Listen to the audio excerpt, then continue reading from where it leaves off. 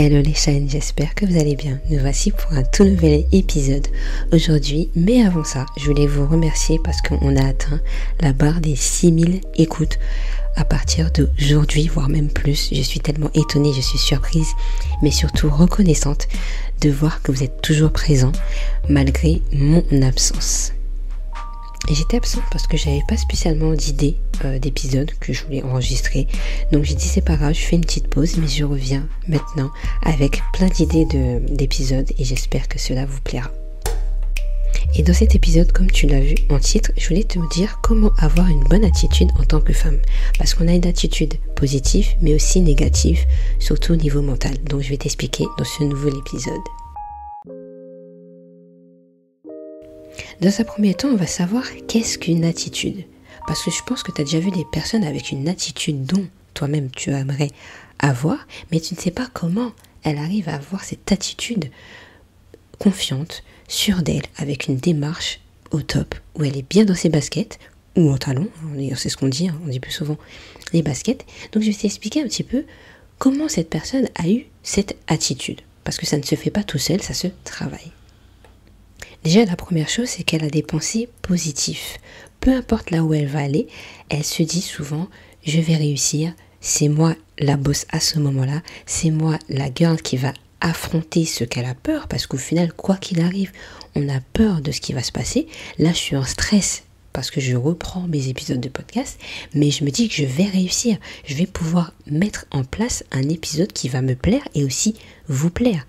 Donc en fait, ces phrases-là que tu vas te répéter à chaque fois que tu vas faire un truc que tu auras peur, va t'amener à une meilleure attitude envers les autres, mais aussi envers toi, parce que tu auras la tête haute et tu seras beaucoup plus confiante de ce que tu vas faire aujourd'hui. Ça va te ramener à un comportement déjà plus adapté à ce que tu voudrais réellement. Et donc en fait, ça va se voir à l'extérieur, parce que tu auras déjà incarné cette femme que tu veux être.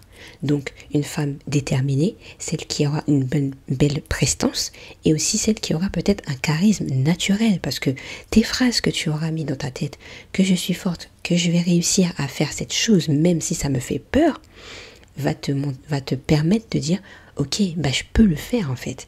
Or que si tu te dis une phrase, mais non c'est mort, je vais pas peut-être réussir, tu vas déjà avoir une attitude où c'est pas possible, ton corps va se mettre en position tête baissée. Et en fait, tu vas pas pouvoir le faire. Tu vas pas avoir l'attitude que tu aimerais vraiment avoir. Donc l'attitude passe par le mental. Et on revient aussi par le mental. Parlons maintenant du mental, mais aussi des pensées, parce que ça se rejoint totalement. Il y a un chiffre que j'ai cherché, que j'ai trouvé même par hasard. Ça a été validé, parce que voilà, il y a beaucoup de recherches qui se font sur nous, les hommes, les humains. Et ce chiffre m'a bouleversée quand j'ai vu. Nous avons 60 000 pensées par jour. En gros, chaque seconde, tu as une pensée différente.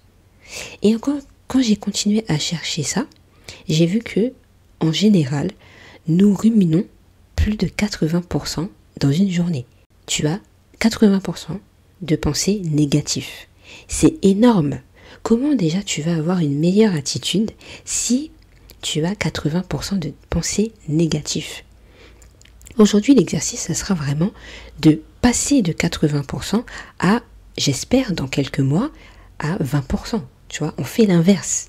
Le but, c'est d'avoir le plus de pensées positives pour avoir une meilleure attitude pour toi, pour ta famille, pour ton environnement, peu importe, mais surtout pour toi. Et en fait, on a un super pouvoir. C'est que nos pensées, c'est les seules choses auxquelles on peut changer. Ça voudrait dire que tu vas entendre ta voix intérieure en disant « je ne peux pas réussir », il faudra que tu l'observes. Tu te dises « ok, j'ai vu que j'ai dit que je ne pouvais pas réussir. Pourquoi tu ne peux pas réussir ? Qu'est-ce qui te fait dire ça ? Est-ce que même c'est vrai que tu ne peux pas réussir ? Parce qu'au final, certains l'ont réussi, certains l'ont fait, et pourquoi pas toi ? Qu'est-ce que tu te dis encore derrière ça ? Parce que peut-être que tu te dis que tu n'es pas capable, c'est pas possible. Et voilà. Mais le but, c'est de déconstruire cette pensée en te disant, ok, et là je suis en train de me dire que je n'étais pas capable de pouvoir faire ça.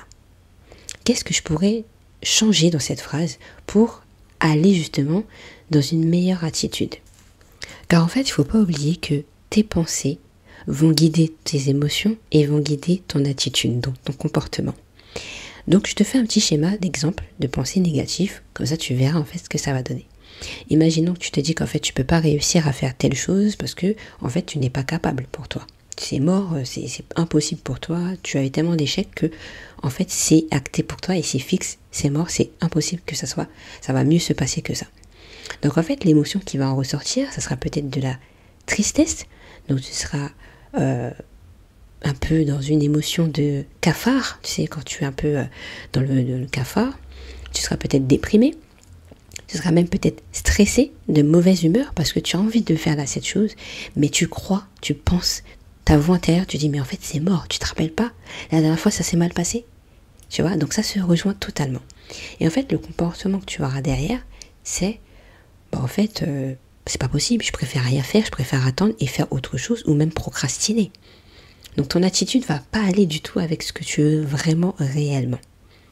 Maintenant, on va parler d'une pensée positive. On va faire la même chose, juste avec des pensées positives. À ce moment-là, tu as dit que tout à l'heure, tu n'arriverais pas, c'est pas possible. On va retourner cette phrase en te disant, ok, je pense que je peux pas réussir, mais j'ai envie de tester. J'ai envie de voir s'il n'y a pas une autre solution, ou quelqu'un qui me permettrait de comprendre ce que je ne comprends pas, pour justement arriver à mon but final, à un objectif beaucoup plus réussi. Donc ce que tu vas faire, c'est que ton objectif qui était peut-être hyper grand, tu vas le réduire à faire un petit truc. Exemple, tu aimerais postuler à un endroit où tu sais que tu pourrais le faire, mais au final tu n'oses pas. Ou même parler à quelqu'un, mais tu n'oses pas lui parler. Tu vas commencer juste à écrire, par exemple, le premier message, ou à écrire le premier mail, juste écrire sans rien envoyer, et lâcher ce que tu as envie de dire à cette personne, ou à ton patron, ou je ne sais pas à qui ou à quoi, mais tu fais juste le premier pas. Et ça, déjà, ça va te permettre de dire, ok, est-ce que ça me plaît, est-ce que ça me plaît pas? Ce premier pas, c'est ton objectif du jour. Ensuite, tu vas voir qu'en fait, le fait d'avoir fait ce premier pas, tu auras une notion de liberté, de waouh, je l'ai fait en fait, tu seras beaucoup plus sereine, moins stressée, parce que tu as fait juste ce premier pas, juste en écrivant ce SMS ou ce mail à ton nouveau patron, à cette personne que tu as envie de parler il n'y a pas longtemps. Ça change vraiment tout. Et ton comportement va changer. Il va te dire, ah mais tu as fait quand même le premier pas. Même si le deuxième pas arrive dans 3 semaines, dans 2 semaines, mais tu as déjà fait ce premier pas et ça c'est juste génial. C'est ce qui va changer déjà ta confiance en toi. Et ton attitude va être beaucoup plus, tu seras beaucoup plus déterminé à faire quelque chose d'autre. Et là, tu vas peut-être me dire que c'est trop facile, c'est pas évident. Bah, bien sûr, rien n'est pas facile. Mais comme je dis, pour pouvoir t'en sortir, il faudra que tu fasses un petit pas. Mais le mini pas que tu pourras faire va changer juste ta vie, en fait.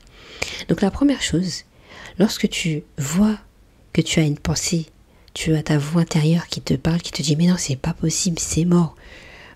Oublie. » Tu écoutes, tu observes, tu te dis « Ah, tu penses que je vais pas réussir ? Ok, j'ai vu. » Juste, t'as vu, t'as observé. En fait, ça va déjà t'emmener vers de la bienveillance. La bienveillance, c'est accueillir les mots, les choses, juste avec douceur. C'est tout. Tu vas ni le juger, ni le dire « Mais arrête, j'en ai marre de toi, je suis fatiguée, fous-moi la paix. » Non, là tu vas juste dire « Ok, je t'ai vu, je t'ai observé, j'ai vu que tu voulais pas que j'atteigne cet objectif. » Parce que tes pensées ne t'appartiennent même pas. Toi, tout ce que tu veux, c'est juste faire aujourd'hui et être dans le présent. Et c'est ce qui va changer. Comme je le disais un petit peu avant, c'est que ton pouvoir, c'est que tu pourras changer tes pensées. Tu as le choix de 2 choses, voire même une 3e chose. Le premier, c'est de pouvoir l'observer et dire « Ok, j'ai vu ». Le deuxième, c'est de dire « J'en ai marre, j'ai vu, mais il faut que je change, je suis fatiguée, je suis encore négative, nanani nanana ». Répéter en fait toujours ce même schéma et sans pouvoir dire « Ok, je l'ai vu » et comment je pourrais modifier cette petite phrase vers une phrase qui me correspond un petit peu mieux. 3e chose, c'est de se dire « Ok, je laisse là et je ne fais rien ». C'est parce que c'est un choix en fait de rien dire et de rien faire. Et en fait, tes pensées, ta petite voix intérieure que tu détestes, que tu aimerais justement changer pour qu'elle puisse te faire passer à l'action parce que tu procrastines, je le vois bien comme une petite mouche ou un moustique, parce qu'on déteste ces bêtes-là. Une mouche, lorsqu'elle se pose sur un repas, on déteste ça. On prend sa main et on lui dit « dégage », parce qu'on en a marre de l'avoir sur notre repas, et c'est notre repas, et on veut le bouffer tout seul, d'accord? On est clair. Un moustique, c'est pareil. Le moustique, il va arriver discrètement, ou pas, hein, il va arriver sur ta peau, il va prendre ton sang, et quand tu vas sentir, tu vas le taper parce que tu en as marre, tu veux pas qu'il te prenne ton sang parce que ça pique et ça gratte. Ou sinon, le moustique, il va arriver dans la nuit. Pendant que tu vas dormir, tu es en plein sommeil, tu entends dans tes oreilles zzzz, et là, tu es énervé. Parce qu'en fait, ce moustique ne devrait pas être là, en fait, à t'embêter. Donc en fait, la mouche et le moustique, pour moi, c'est exactement comme nos pensées. Il va venir pour t'embêter, avec toute sa négativité, et tu as le choix, soit de le taper, de prendre ta main et de dire « Hey, salut, laisse-moi tranquille, je t'ai observé, mais je veux plus de toi », et le remplacer par quelque chose de plus joyeux. Je préfère voir quelqu'un en face de moi qui est en train de manger, qui rigole, qui sourit, qu'un moustique qui vient, qui m'embête, ou une mouche qui arrive et qui vient sur mon repas. Tu vois ce que je veux dire? Donc considère tes pensées comme ces deux bêtes-là que tu détestes, ou peut-être que t'en as d'autres que tu détestes et tu peux très bien le comparer. Mais moi, quand je vois mes pensées, et cette pensée me dit « Mais non, tu n'es pas capable. Mais non, c'est pas possible. Mais non, t'es pas belle. Ou t'es trop grosse, ou t'es trop mince. » Pense que c'est un moustique qui vient t'embêter. Et tu prends ta main et tu dis « Oust ». Et tu verras, ça fonctionnera super bien. Juste un petit rappel avec les moustiques et les mouches, c'est qu'ils sont tellement minuscules, mais ils arrivent à nous embêter. Ils arrivent à oser venir dans nos oreilles pour dire « Tiens, j'arrive !» Tu vois? Donc toi aussi, ose faire comme ce petit moustique et à t'imposer au niveau de ta famille, au niveau de ton patron, ta famille, peu importe, et avoir une meilleure conversation avec toi-même. Parce que la base, c'est toi-même. La seule personne qui te bloque, c'est toi. En fait, si tu veux passer à l'action, c'est toi qui dois changer ton attitude, mais surtout les paroles que tu vas te dire à l'intérieur. Pour cela, je t'ai créé un kit self-love, vraiment très complet, avec 5 clés à l'intérieur que tu pourras télécharger gratuitement sous cet épisode. N'hésite pas à le télécharger, il est vraiment gratuit, très complet, tout le monde l'adore. Et dedans, je te donne vraiment 5 clés qui te permettra vraiment de reprendre confiance en toi, de reprendre le dialogue intérieur qui te manque, d'avoir une meilleure conversation avec ta famille, avec ton collègue, avec ton patron, avec tes enfants aussi. Pour moi, c'est extrêmement important. Et tu vas voir qu'il est très simple avec quelques exercices que tu pourras mettre en place chaque jour. En plus de ça, je te donne 2 bonus, peut-être qu'il y en a un que tu as déjà. C'est le petit planeur où justement tu pourras noter tout ce que tu dois faire dans ta journée, parce que pour moi c'est extrêmement important de noter tout ce que tu dois faire dans une journée pour ne rien oublier et te libérer de ta charge mentale.